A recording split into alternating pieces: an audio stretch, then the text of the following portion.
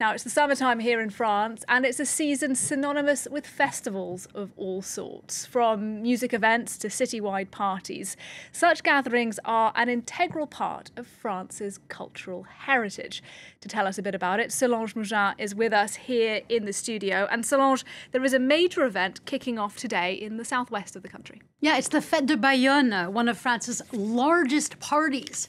And for the next 5 days, this city in the Basque country in southwestern France, well, it becomes a huge sea of red and white. And it is essentially a massive citywide fiesta with lots of drinking and dancing and cultural events. And last year's edition, it broke attendance records with 1.3 million people, many of them very young people as well. Now, La Fête, or the party, which first started in 1932, is usually held at the end of July or early in August. But the timing this year was moved because of the Olympics.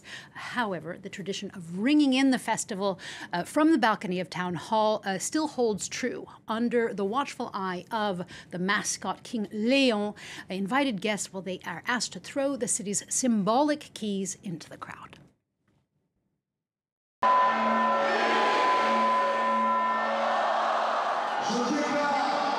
I declare the Fête de Bayonne open.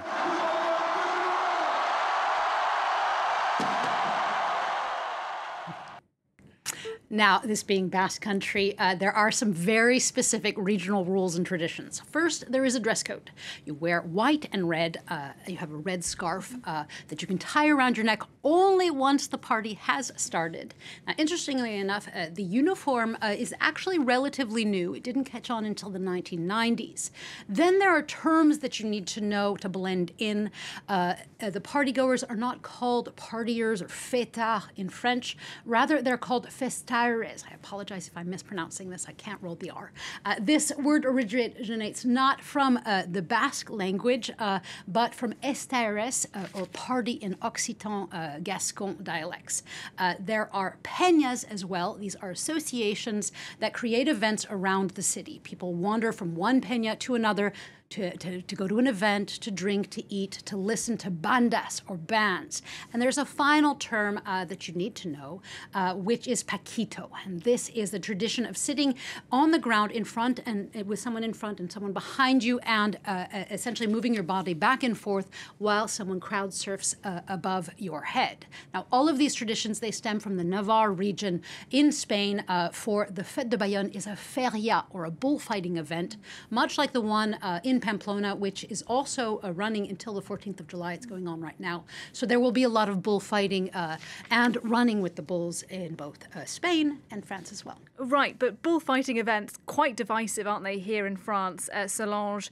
The festival repeatedly grappling with that sort of almost every year. But at this one, there are other issues as well. Yeah, regularly there are protests by animal rights activists in Bayonne, but also in France's other southern feria cities.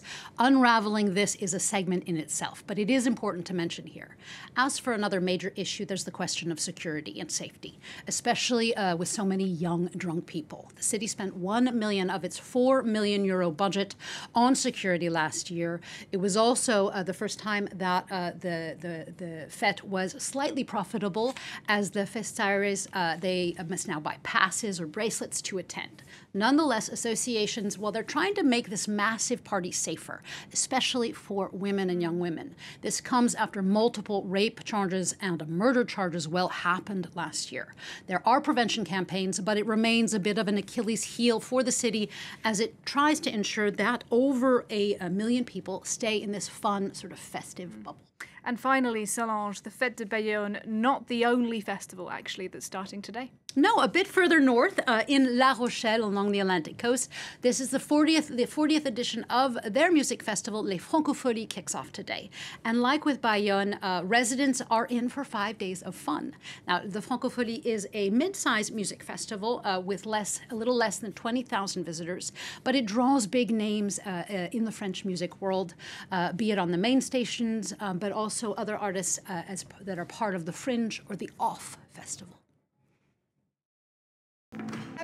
I came to see Calogero because it's been a while, but otherwise I like discovering other stars. There are musicians that I know, but I also like discovering others. I stay all evening. Now, Les Francofolies is actually at 40, one of France's older music festivals. In total, there are some 7,000 festivals in France every year, and half of them are less than a decade old.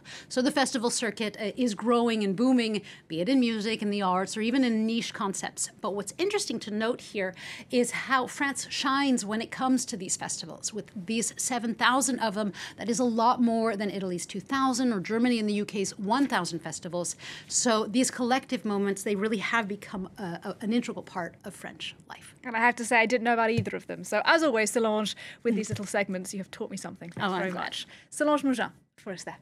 Time for a quick break from us here in the studio. Do stay tuned, though. More world news very shortly. Bye for now.